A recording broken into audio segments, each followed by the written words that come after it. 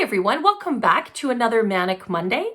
After a week off to try and slide in a little vacation last week, I'm back in action with the videos this morning, and there's no better timing as today is the Monday of the back to school week. So it really is one of the most manic Mondays of the year for most of us that have kids in school. Some of us are heading back to the office or a place of work. Some of us have teams and people that work for us that we're trying to lead through some really difficult stuff here. And so this makes this week probably one of the most challenging, most anxiety-inducing weeks of the year. And I noticed that it was really actually becoming quite challenging for me. My youngest son is heading back to school tomorrow. He's going into his first year of high school.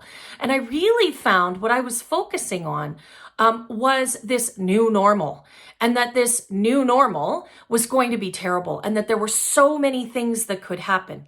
Now, the truth is, I believe there is no more normal. I think everything we do going forward is new.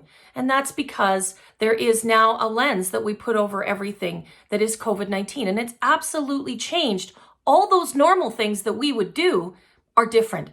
And they're going to be different. And they're probably going to be different for a while, depending on who you believe and what kind of philosophy you subscribe to. But the reality is they're different. And we can't cling to the old stuff, the old way of doing things. We've had to embrace a new way. And the truth is there's some unknowns out there. There's some things that we just don't know how they're going to play out, whether it's at the kids' school or it's at our work or whether it's in our teams, and how do we recover our cultures and our connections.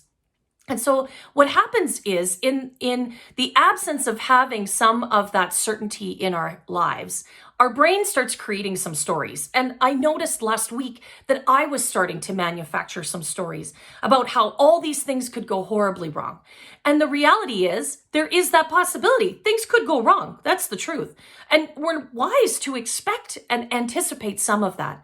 But the truth is that's only one set of possibilities. And there are an infinite number of other possibilities, including where things go really, really right.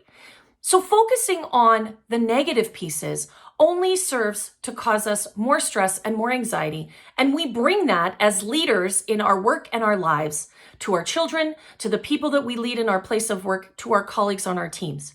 And what we really have to do is create some space between that negative story. And we need to consider that there's a variety of other stories, and there's a variety of other scenarios, and there's a variety of other outcomes.